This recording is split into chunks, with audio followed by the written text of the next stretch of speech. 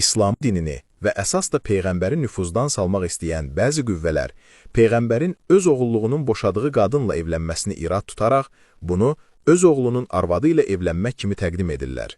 Halbuki bu evlilik bir neçə mühüm hikmət və məqsəd daşıyırdı. Əvvəla, Peyğəmbərin heç bir oğlan övladı sağ qalmamış, hamısı kiçik yaşlarında vəfat etmişdir. Bu təsadüfi deyil, bu ilahi hikmətin bir təzahür ola bilər. Ola bilər Allah Taala göstərmək istəmişdir ki, dini rəhbərlik nəsil yolu ilə deyil, iman və ədalət prinsipləri əsasında davam etməlidir. Çünki tarix boyu insanlar Peyğəmbərləri və onların evladlarını ilahiləşdirməyə meyilli olmuşlar. Hətta Peyğəmbərin oğlan övladları qalmadığı halda belə, sonraki dövrlərdə qız nəvələrinə fövqəltəbi məqamlar verilmiş, bu isə yanlış dini ənənələrə yol açmışdır. Əgər oğulluq anlayışı doğma övladla eyni hüquqi statusa malik olsaydı, bu ilahiləşdirmənin başqa bir formasına çevrilə bilərdi. Həm də məhz bu evlilik həmin yanlış təsəvvürlərin qarşısını ala bilər. İkincisi, bu hadisə həm də hüquqi və ictimai baxımdan mühüm bir prinsipi aydınlaşdırdı. Oğulluq doğma övladla eyni hüquqi statusa malik deyil.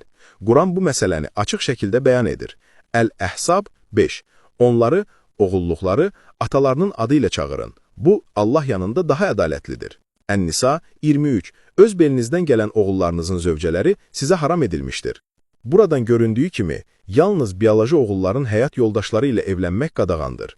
Oğulluq qan qohumluğu yaratmadığı üçün bu qadağaya daxil deyil.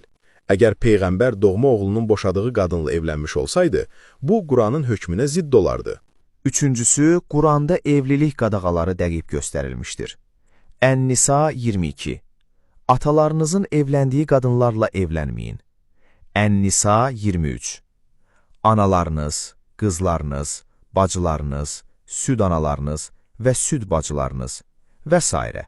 Bu məzmunda digər ayələr buna nümunədir.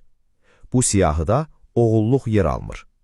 Peyğəmbərin bu evliliyi isə həmin hüquqi fərqi əməli şəkildə nümayiş etdirdi. Beləliklə, Peyğəmbərin bu evliliyi sadəcə şəxsi həyat məsələsi deyildi. O, İslam hüququnda oğulluq anlayışının mahiyyətini izah edən, gələcəkdə yarana biləcək yanlış təfsirlərin qarşısını alan və dini təmiz saxlayan ilahi bir qərar idi.